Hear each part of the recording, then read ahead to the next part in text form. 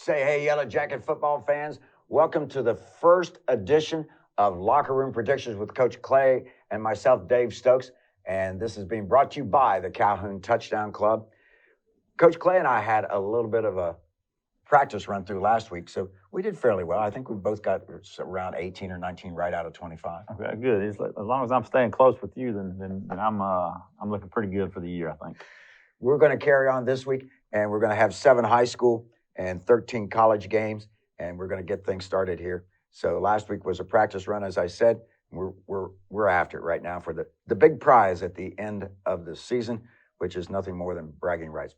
We're going to start off with high school, and we're going to start off with the Yellow Jackets at Cedartown. And the Yellow Jackets come in ranked number 7 in the state, according to the power ratings, the Georgia High School Football Daily.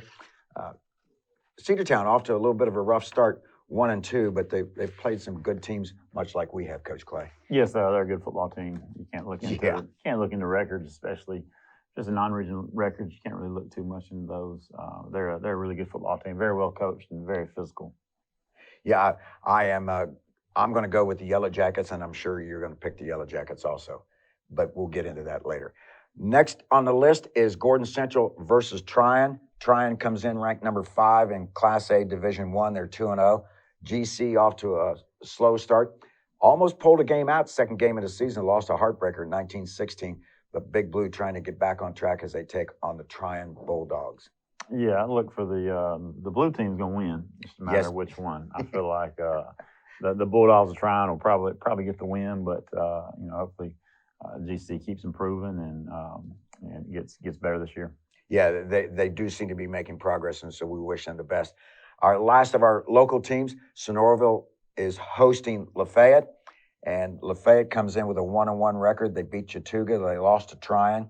Sonoraville bounced back last week, had a big victory, so they're looking to even their season record at 2-2. They go in at 1-2. So hopefully Big Red can get something done at the Furnace on campus. Yeah, I think Sonoraville's looking for a bounce back game. Yeah. They had a really good game 2 weeks ago, and then came back last week, and Dalton got them pretty good. But I feel like they get back on track against the Ramblers. Sometimes when you get in a game like that, and hopefully no coach wants to experience this, but sometimes when you get in a game like that, it's just like a snowball rolling down a hill, and you just can't stop it. And I think that was one of those situations, because obviously Sonoraville is a much better team than what that score indicated. That's correct, yes. All right, Adairsville at Cass, a battle of Bartow County. Adairsville comes in with a 1-1 record. Cass comes in with a 1-2 record. Cass got off to a rough start. They lost to Rome, they lost to Rockmart. They beat Drew last week 50-7. Adairsville's 1-1. They lost to Rabun County last week 35-20. So we're going to see which one of these teams is kind of for real. They're wanting to show their true colors. Yeah, it is. Cass had a really good off season, I guess. Had a lot of expectations on them, but they've lost to Adairsville 2 years in a row, if I'm not mistaken. So I don't see them losing 3 years in a row with the team they have this year. So I look for them to get back on track at home, especially. But it should be a really good game. It's always a close game between those two teams. Yeah, 2 Bartow County schools wanting to prove which one's best. I'm going to go with the Cass Colonels also. We go next to Cartersville is at Columbia. Cartersville is currently ranked number 4 in 5A. Columbia is 2-1 on the season. They beat Woodland from Stockbridge. They beat Washington from Atlanta. They lost to Camden County, which is not Camden County is a solid football team. I'm a little bit up in the air on this one. I like the Cartersville team. Columbia just scares me a little bit, Coach. Yeah, no, I think Cartersville wins big. They got a very good football team this year, very solid. I think they go 4-0. Next game, I'm going to pick Cartersville also. Dalton is at Rockmart. Dalton comes in with a 2-0 record. They're up to number 12 in 5A rankings. Rockmart is 1-1. They're number 8 in 2A. We know Rockmart always has a bunch of athletes. Dalton's got a solid team back. This is Dalton getting ready to take on a future Yellow Jacket team later in the season as they're battling the Rockmart Yellow Jackets with the same colors. I'm interested to see how this one plays out. What do you think? Yeah, I think Rockmart gets the win. And Dalton had a real high last week in the blowout of Sonoraville, but Rockmart's a solid football team. Should be a really good game, but going with the home team of the Yellow Jackets. I'm going to go with the Yellow Jackets also.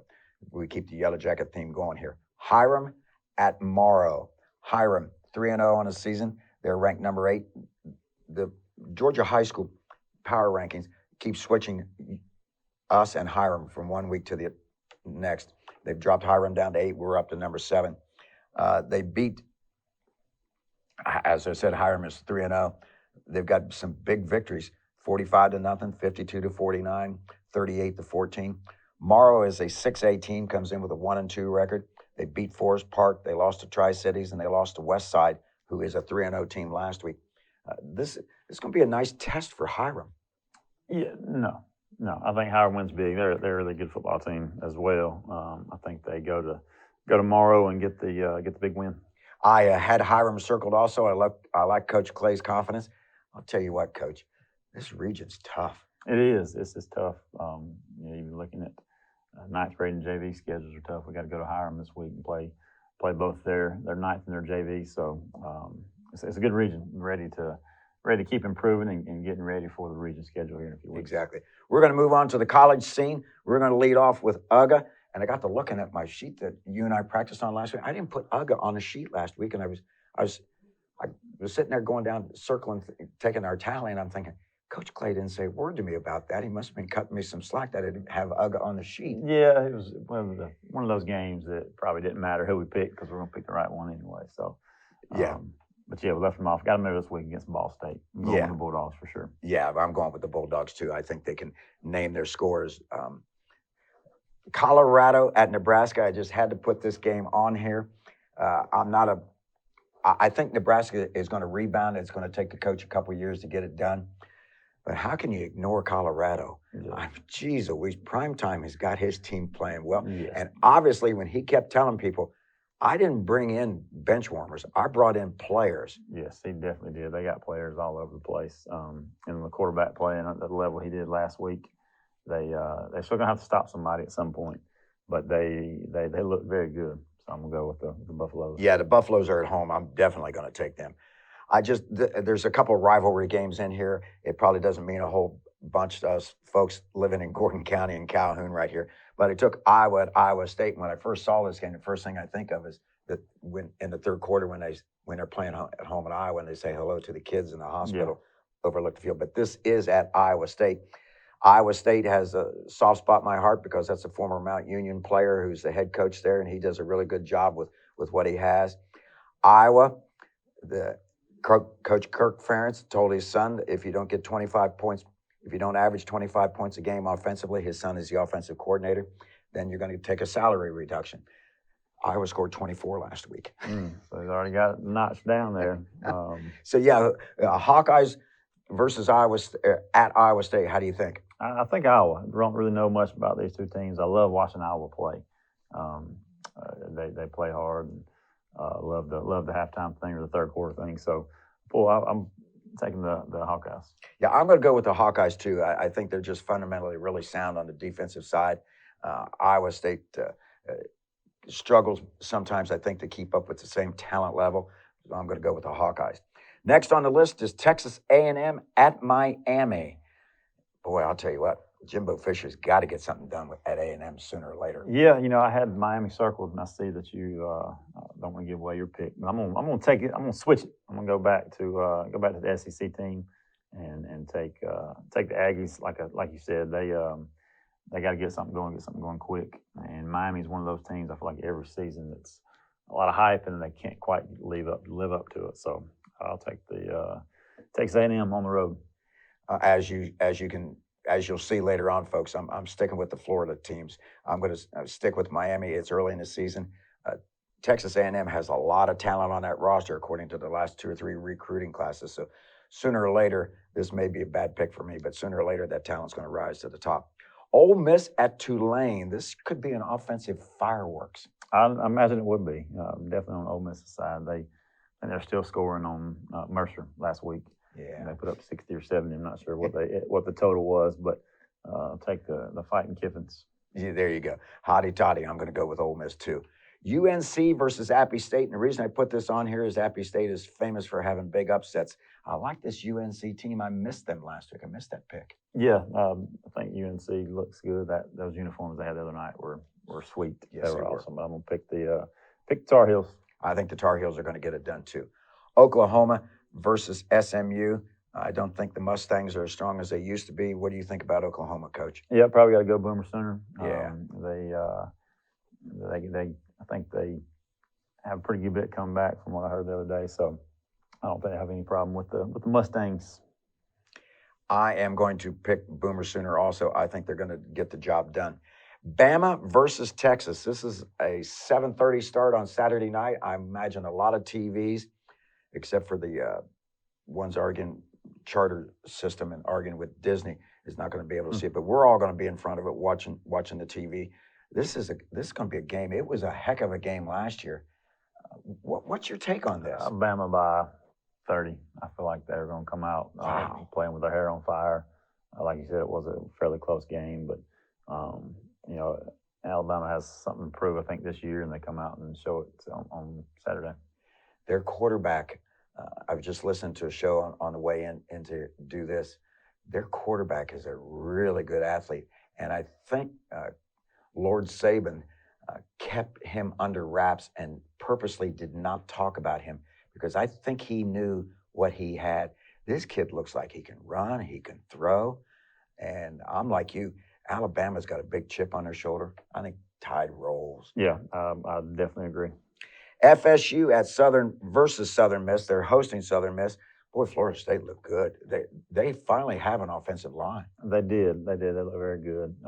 Hate Miss Clint, the Florida State guy, but yes, but he'll be back with us sooner rather than later. But definitely gonna go with the Seminoles. Yeah, I like Florida State here also. Auburn at Cal. I'm pretty sure Cal's going to be in a conference next year. I think it's the ACC is where they ended up falling with Stanford and SMU. So we can't go conference affiliations here.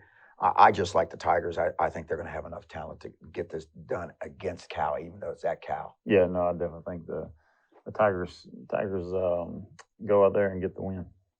Oklahoma State is at Arizona State, so we got some Midwestern and Southeastern schools traveling out to the far west.